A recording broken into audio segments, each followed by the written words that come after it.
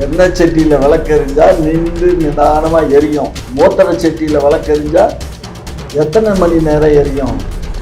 அது மாதிரி தான் இந்த நாம் தமிழர் கட்சியும் திரு சீமான் அவர்களும். புரியுதா? அவர் என்றைக்கு அவர் கட்சியினுடைய தொண்டர்களையும் தோழர்களையும் மதிக்கிறாரோ அன்றைக்கு தான் அவருடைய கட்சி நிற்கும். கூட்டணிக்கு அமைப்போம், தேர்தலை சந்திப்போம் என்றெல்லாம் கனவு உலகில் சஞ்சரித்து கொண்டிருந்தார். ஆனால் தம்பி வந்தார், மாநாட்டை போட்டார். மாநாடு போடும்போதே திராவிடம் ஒரு கண்ணு, தமிழ் ஒரு கண்ணுன்னு சொன்ன உடனே இவருக்கு பக்குன்னு இருந்துச்சு. ஒரு கட்சி 8 கட்சிகளோட கூட்டணி போகுது, இன்னொரு கட்சி 6 கட்சிகளோட கூட்டணி போகுது, இன்னொரு கட்சி 3 கட்சிகளோட கூட்டணி போகுது. விஜய் அவர்கள் தனித்து கிளம்புறாரா, கூட்டணி போறாருன்னு இது வரைக்கும் திருமாவுக்கும் தெரிஞ்சுக்கோங்க. இப்ப தெரிஞ்சுக்கோங்க, யாதவ் அந்த பொது தொகுதி வாங்கினா யாதவ் அர்ஜுனுக்கு அந்த தொகுதியை கொடுப்பாரு. ஆமா, யாதவ் அர்ஜுன் நேற்று கட்சிக்கு ஜாயின் பண்ணவருக்கு சீட்டு கொடுத்தா, மற்றவங்க எல்லாம் கட்சியில அவங்க உள்கட்சி.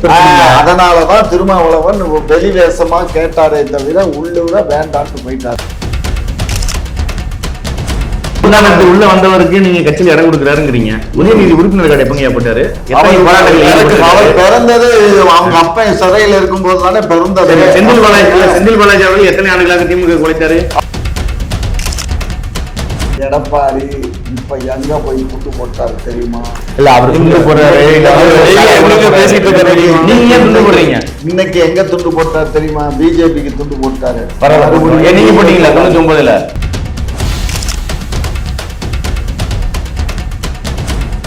குக்கு செய்தி வியூவர்ஸ் அனைவருக்கும் வணக்கம். நம்மிடையே திராவிட இயக்கத்தின் ஆதரவாளர், தமிழ்நாடு தெலுங்கு மக்களின் பாதுகாவலர் காமாட்சி நாயுடு இணைந்திருக்கிறார். வணக்கம். இதழியல் துறையிலிருந்து அம்சம் தெரிஞ்சிருக்கிறார். 2020 நாம் தமிழர் கட்சியிலிருந்து கல்யாண சுந்தரம், ராஜீவ்காந்தி விலகிறாங்க. அதுக்கப்புறம் முக்கியமான நிர்வாகி மதுரையில் ஒரு நிர்வாகியை எடுத்தாருங்க. அவரே தூக்குனார் கட்சியை விட்டு. அவர் பேரு வெற்றிக்குமரன். நல்ல மனிதர். மதுரை ஏரியாவில் அவருக்கான ஒரு ஓட் பேங்கே இருக்கு வெற்றிக்குமரனுக்கு. இந்த விலகல் தொடர்ந்து சீமான் அப்படிங்கிற ஒரே ஒரு முகம் மட்டும்தான் அந்த கட்சியில் இருக்கணும்ன்றது அடையாளப்படுத்துதா? இப்ப கட்சியில இருந்து எத்தனை பேர் விலகி இருப்பாங்கன்னு நினைக்கிறீங்க? போயிட்டே தான் இருக்கிறாங்க. முக்கிய நிர்வாகிகள் போயிட்டு இருக்காங்கல்ல. போறவங்களை பத்தி பேசுறீங்களா, வந்தவங்களை பத்தி ஏன் பேசுவதில்லை? எவ்வளவு பேர் இருக்காங்க? அதுதான் சொல்றேன். ஏன்னா போறவங்க எல்லாருமே வந்துங்க அம்சத்து போறவங்க எல்லாருமே முக்கியமான நிர்வாக பொறுப்புல இருந்தார்கள். நிர்வாக பொறுப்புல இருந்தாங்க அப்படின்னா 2009க்கு முன்னால கல்யாண சுந்தரம் எங்க இருந்தார்? வேற கட்சியில். ராஜீவ்காந்தி எங்க இருந்தார்? வேற கட்சியில் இருந்தார். நாம் தமிழருக்கு பின்பாக தானே அவருக்கான அடையாளம் நாம் தமிழர் கட்சியினுடைய அடையாளமாக திகழ்ந்தார். அப்ப கட்சியை விட்டு விலகி போறாங்க. இப்ப ஒரு மாவட்டத்துல குறிப்பா ஒரு 4 பேர் கட்சியை விட்டு விலகி போறாங்க அப்படின்னா அதே மாவட்டத்தில் 40 பேர் இணையறாங்களே. அதை பத்தி யாருமே எந்த ஊடகமும் பேசுவது இல்ல. உங்களோட வளர்ச்சி 2016 இருந்து இன்னைக்கு வரைக்கும் பெரிய வளர்ச்சி தான். அதுல எல்லாம் மாற்று கருத்து இல்ல. இன்னைக்கு 36 லட்சம் வாக்குகள். தமிழ் தேசியம் இங்க ஒவ்வொரு காலகட்டத்திலும் பேசப்பட்டது, பல கட்ட தோல்விகளை சந்திச்சிருக்கு. 36 லட்சம் வாக்குகள் பெரிய வாக்குகள் தான். இங்க இருக்கிற தெலுங்கர்களுக்கெல்லாம் அதுவே ஒரு பெரிய பயமா இருக்கு. இவர்கிட்ட பேசிட்டு வந்துடுறோம். நீங்க என்ன சொல்ல வர்றீங்க? நாம் தமிழரை பத்தி திட்டுறதுக்குனே வர்றீங்க. எங்க வளர்ச்சி உங்களுக்கு பிடிக்கவில்லை. வளர்ச்சியா? ஆமா, 36 லட்சம். அதாவது எண்ணெய் சட்டியில விளக்கெறிஞ்சா நின்று நிதானமா எரியும். மூத்தர சட்டியில விளக்கெறிஞ்சா எத்தனை மணி நேரம் எரியும்? அது மாதிரி தான் இந்த நாம் தமிழர் கட்சியும் திரு சீமான் அவர்களும். புரியுதா? அவர் என்றைக்கு அவர் கட்சியினுடைய தொண்டர்களையும் தோழர்களையும் மதிக்கிறாரோ அன்றைக்கு தான் அவருடைய கட்சி நிற்கும். ஆனால் இவருடைய பேச்சுக்காகவும் இவருடைய சொற்றொடருக்காகவும் ஏமாந்த மக்கள் இவர் வீரவசனம் பேசுவது, வீரபாண்டிய கட்டபொம்மன் எல்லாம் இவரிடம் பிச்சை கேட்க வேண்டும். அந்த அளவுக்கு வீரவசனம் பேசி மக்களை கவர்கின்ற விதமாக அந்த சினிமா தோனியில் பேசி வீரவசனம் பேசி மக்களிடம் அந்த ஓட்டை கவர்ந்திருக்கிறார். வருகின்ற சட்டமன்ற தேர்தலில் 26 வருகின்ற சட்டமன்ற தேர்தலில் இவர் இப்பொழுது வாங்கி இருக்கக்கூடிய நாடாளுமன்ற தேர்தலில் பெற்றிருக்கக்கூடிய இந்த 36 லட்சம் வாக்குகள் வாங்குகிறாரா அல்லது 6 லட்சம் வாக்குகள் வாங்குகிறாரா என்பதை பொறுத்திருந்து பாருங்கள். மக்கள் எவ்வாறு தீர்ப்பளிப்பார்கள் என்பதை நீங்கள் தான் பொறுத்திருந்து பார்க்க வேண்டும். எங்களுக்கு நம்பிக்கை இருக்கிறது. என்ன நம்பிக்கை என்றால், இன்றைக்கு இவர் தம்பி வருவார், கூட்டணிக்கு அமைப்போம், தேர்தலை சந்திப்போம் என்றெல்லாம் கனவு உலகில் சஞ்சரித்து கொண்டிருந்தார். ஆனால் தம்பி வந்தார், மாநாட்டை போட்டார். மாநாடு போடும்போதே திராவிடம் ஒரு கண்ணு, தமிழ் ஒரு கண்ணுன்னு சொன்ன உடனே இவருக்கு பக்குன்னுருச்சு. பக்குன்னது மட்டும் இல்லாம என்னவெல்லாம் பேசினார் தெரியுமா? கூமுட்டைனார். இன்னொருபடி மேல போய் ரோட்ல போகையில லாரி ஏற்றி செத்து போயிடுவாடா அப்படின்னு சாபம் விட்டாரு. அது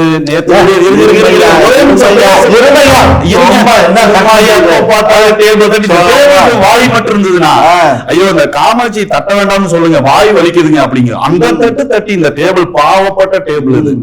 பேசியே ஆட்சியை பிடிச்ச கட்சி எது தமிழ்நாட்டுல? வெறும் வாய்ச்சொல் வீரர்கள் யார் சொன்னா? வாய்ச்சொல்லில் நாங்க சேவை செஞ்சுதான். இங்க பாரு, இந்தியர் போராட்டம், நாங்க தமிழுக்காக, தமிழ் தியாகி நாங்கெல்லாம். நானும் சிறைக்கு போய் வந்தவன், புரிஞ்சுக்கோ.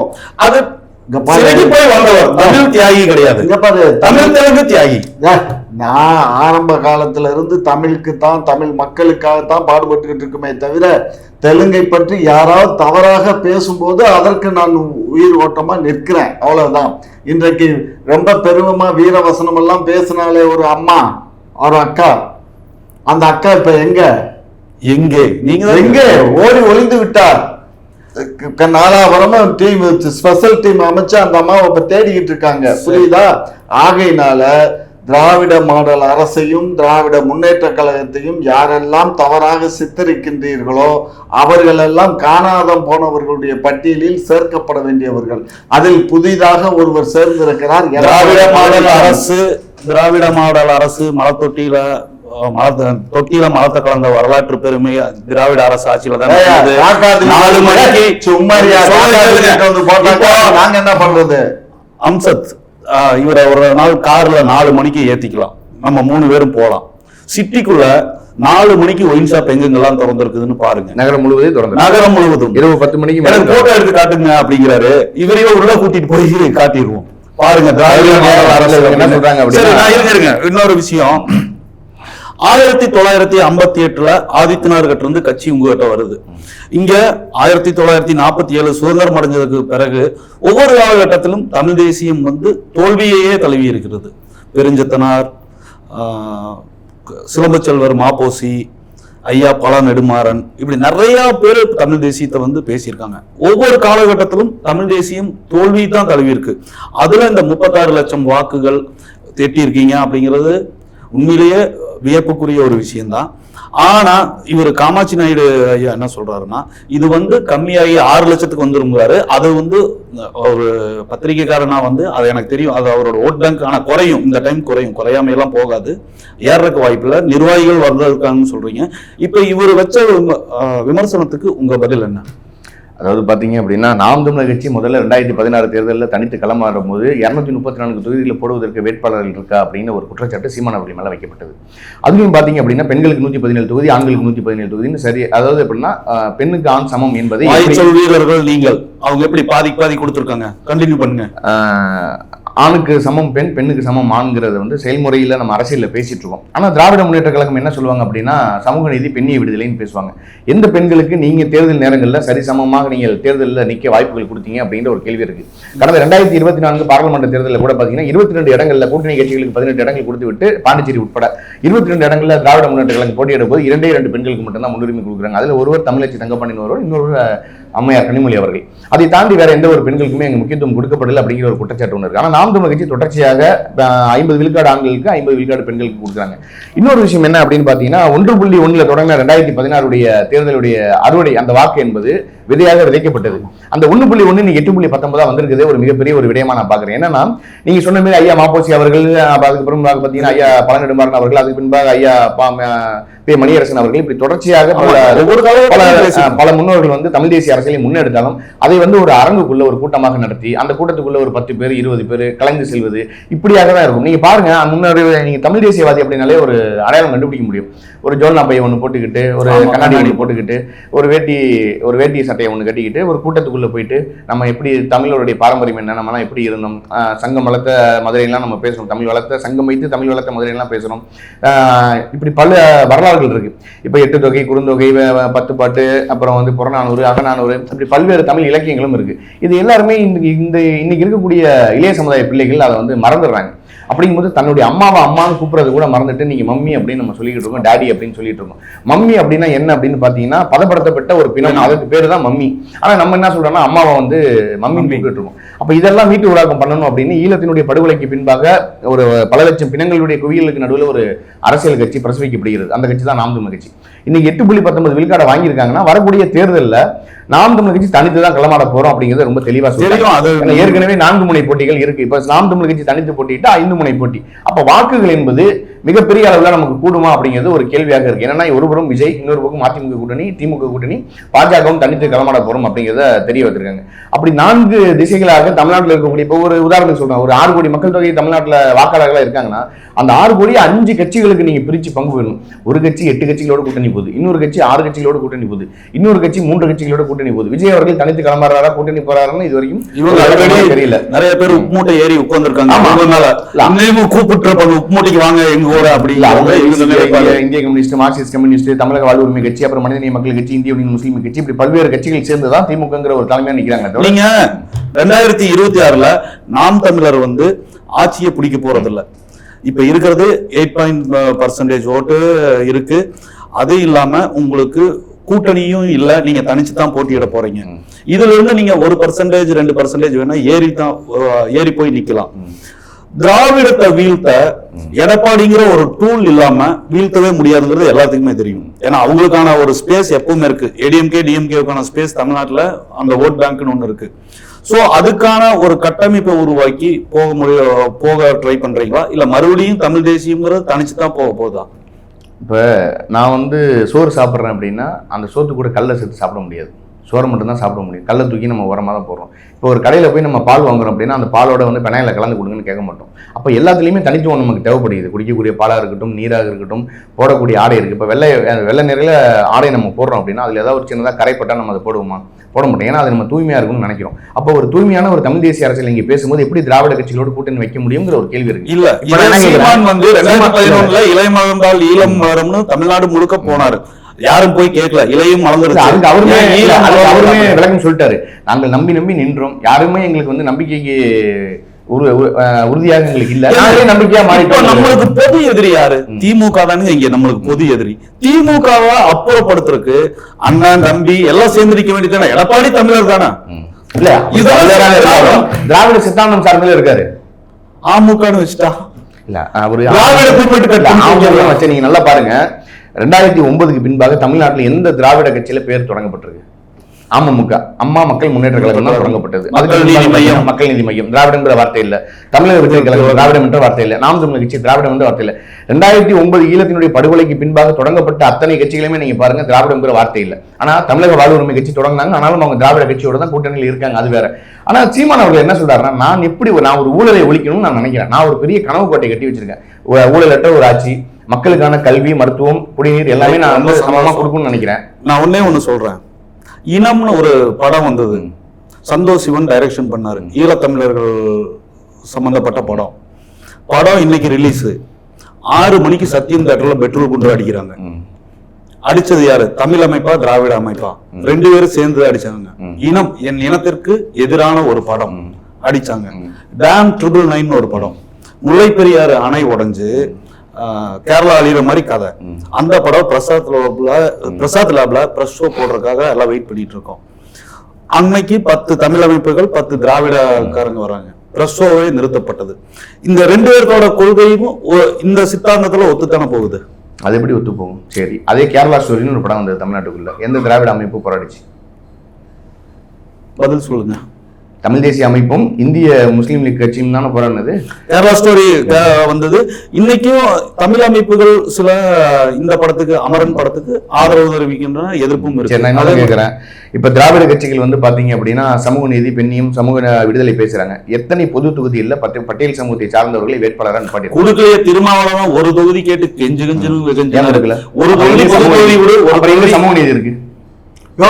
சமூக நீதினா நீங்க சொல்ற சமூக நீதி இல்லையா? சமூக நீதினா வேற என்ன? இந்த மாதிரி அவரு நீங்க நானு நம்ம எல்லாம் உட்கார்ந்து ஒரே சமமா இருக்கோமே, இதுதான் சமூக நீதி. அந்த சமமா நீங்க மக்களுக்கு தேவையான சமூக நீதியை இந்த அரசு வழங்கி கொண்டு உள்ளது.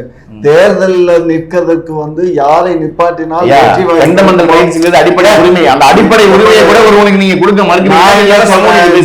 எங்கள் சமூக நீதி எங்களுக்கு தெரியும். அது நீங்க சொல்லி நாங்க அந்த சமூக நீதியை ஃபாலோ பண்ண வேண்டும். 72 ஆண்டுகளாக நீங்க சமூக நீதியை இப்ப செய்யல. அது எங்களுக்கு தெரியும் தானே. அதுக்கு நீங்க என்ன வாத்தியார் வேலை பாக்குறீங்க?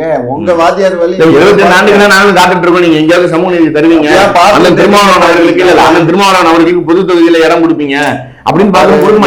கெஞ்சினாருங்க அந்த ஒரு தொகுதிக்கு. பாரு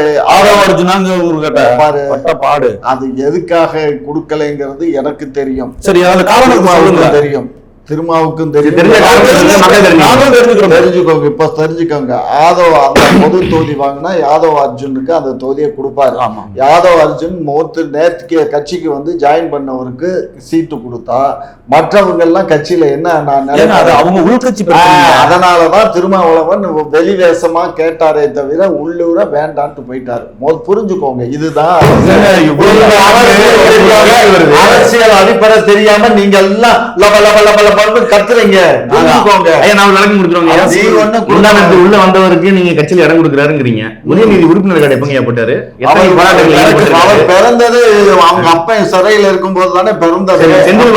செந்தில் பாலாஜி அவர்கள் எத்தனை ஆண்டுகளாக திமுக குலைத்தாரு? அண்ணன் சேகர்பாபு அவர்கள் எத்தனை ஆண்டுகளாக திமுக குலைத்தாரு? KKSSR அவர்கள் எத்தனை ஆண்டுகளாக திமுக குலைத்தாரு?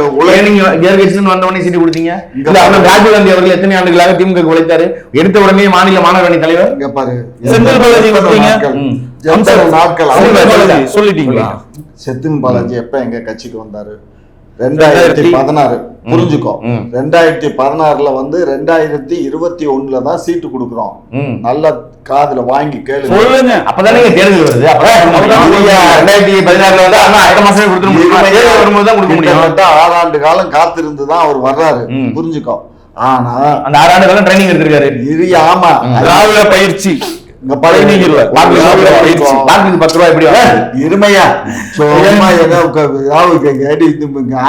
ஆங்கர் வேலையை பாரு. அவர் ஒரு விஷயம் புரிஞ்சுக்கோ, உங்களுக்கு சப்போர்ட்டா பேசுறேன். யாருக்கு சப்போர்ட் எல்லாம் வேண்டியது இல்லை. எங்களுக்கு நடுநிலையோட பேசு. இப்ப சொன்னீங்களே ஆதவ் அர்ஜுன் என்னைக்கு வந்தாரு, என்னைக்கு சீட்டு கேட்டாங்க?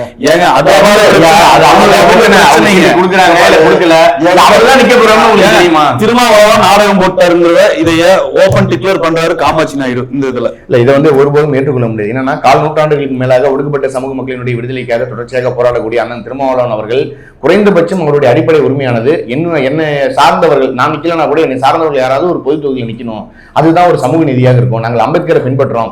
சமூக நீதி பேசக்கூடிய திமுக நாங்கள் கூட்டணி வைக்கிறோம்னா அந்த சமூக நீதி நீங்க எங்களுக்கு எப்படியாவது கொடுப்பீங்கிற நம்பிக்கையில தான் அவங்க கூட இருக்கும்.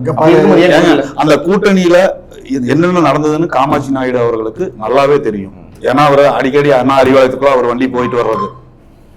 அவரே சொல்றாரு, திருமாவளவன் தான் காம்ப்ரமைஸ் பண்ணிட்டு போயிட்டாரு அப்படின்னு அவரே சொல்றாரு. இந்த விஷயம் இவ்வளவு நாள் வரக்கூடிய சட்டமன்ற தேர்தல்ல கண்டிப்பாக அவங்களுக்கு பொது தொகுதிகள் ஒதுக்கப்படும். அது கொடுத்தது, அது ஆல்ரெடி கொடுத்ததுதானுங்க. நீங்க என்ன புதுசா கொடுத்துட்டு இருக்கீங்க? அதிகமான முதல்ல அந்த கூட்டணியா இருக்காது, அது உடச்சு சில்லு பண்ணிடுவாங்க. போங்க, நீங்க அதை எடப்பாடி அதுக்குள்ள வேலையெல்லாம் பார்த்துட்டு இருக்காரு. எடப்பாடி இப்ப எங்க போய் துண்டு போட்டாரு தெரியுமா? இல்ல, அவர் துண்டு போறாரு. பேசிட்டு இருக்காரு. நீங்க ஏன் துண்டு போடுறீங்க? இன்னைக்கு எங்க துண்டு போட்டாரு தெரியுமா? பிஜேபிக்கு துண்டு போட்டாரு. நீங்க போட்டீங்களா? 99ல பிஜேபி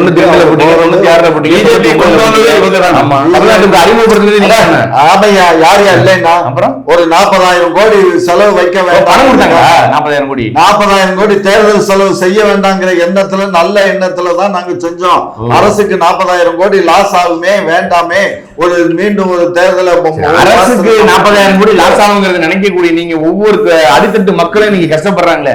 தன்னுடைய கணவர்கள் குடினால இன்னைக்கு எத்தனையோ பேர் குடிச்சு விட்டு தன்னுடைய உடல்நிலை பாதிக்கப்பட்டு மருத்துவமனையில இருக்காங்க. குடும்பம் கெட்டு போகுது. 62ல பயணப்படுறாரு, அரசியல்ல பயணப்படுறாரு காமாட்சி நாயுடு. இன்னைக்கு வரைக்கும் அவருக்கு சரியான ஒரு அங்கீகாரம் கிடைக்கல. 2026ல மதுரை தொகுதி அவருக்கு கொடுப்பாங்களா? கொடுக்க மாட்டாங்க. ஏன் கொடுக்க மாட்டாங்க? அவங்க வாரிசு அரசியலுக்கு தான் கொடுப்பாங்க. தாத்தன், மகன், பேரன் கொள்ளு பேரன். அதுலயே உங்களுக்கு கஷ்டமா இருக்கு. நான் எனக்கு கஷ்டமா இருக்கு. எனக்கு ஐயா, நான் உங்களுக்கு யாரும் பரிந்துரை இல்ல, அப்படி இல்ல. நீங்க பண்ண அப்படி மாட்டாங்க. நினைக்கிறீங்க. நீங்க அப்படி நினைக்கிறீங்க. நீங்கள் சார்ந்த சமூகம், உங்களை சார்ந்து இருக்கக்கூடிய நண்பர்கள், உறவினர்கள் என்ன நினைப்பாங்கன்னா, இத்தனை ஆண்டுகளமாக ஐயா அவர்கள் அரசியல்ல போராடிட்டு இருக்காரு, அவருக்கு ஒரு நல்ல மதிப்பு, அவருக்கு ஒரு எம்எல்ஏ இல்ல ஒரு எம்பி ஒரு அமைச்சராக அவர் ஆனாருன்னா, எத்தனையோ நாட்கள் நானும் உங்களை தொடர்ச்சியா பாக்குறேன், திமுக ஆதரவாக நிறைய இடங்கள்ல பேசுறீங்க. அந்த திமுக உங்களுக்கு ஆதரவாக எங்கேயாவது நிக்கிதான்னு ஒரு கேள்வி தான் அவங்க கேட்கிறாங்க. தமிழ்நாட்டு தெலுங்கு பேசும் மக்களின் அரண் அப்படின்னு பார்த்தா காமாட்சி நாயுடு. இங்க 2-3 அமைப்புகள் இருக்கு. அந்த 2-3 அமைப்புகளோட நாயுடு அமைப்புகளோட தலைவர்களும் எனக்கு நெருங்கிய நண்பர்கள். ஆனால் களத்துக்குள் நின்று போராட யார் இருக்கிறார்? காமாட்சி நாயுடு மட்டும்தானே இருக்கிறார். கரெக்ட் தான். உண்மைதான். இல்ல, நீங்க கேட்பது உண்மைதான். உங்களை சார்ந்து இருக்கக்கூடிய சமூகமோ, உங்களை சார்ந்து இருக்க குடும்பமோ, நண்பர்கள் என்ன நினைப்பாங்க? நீங்கள் ஒரு ஆட்சி அதிகாரத்துக்கு வந்தா எங்களுக்கு ஏதாவது நல்லது பண்ணிட மாட்டீங்களா? காமாட்சி நாயுடு கரும்புலியாக மாறி அறிவாலயத்தில் குதிப்பார். 2026 சீட்டு. உண்மையா? பொறுத்திருந்து பாருங்க, நல்லதே நடக்கும். இதுவரை உங்கள் கருத்துக்களை பகிர்ந்து கொள்வதற்கு ரொம்ப ரொம்ப நன்றி.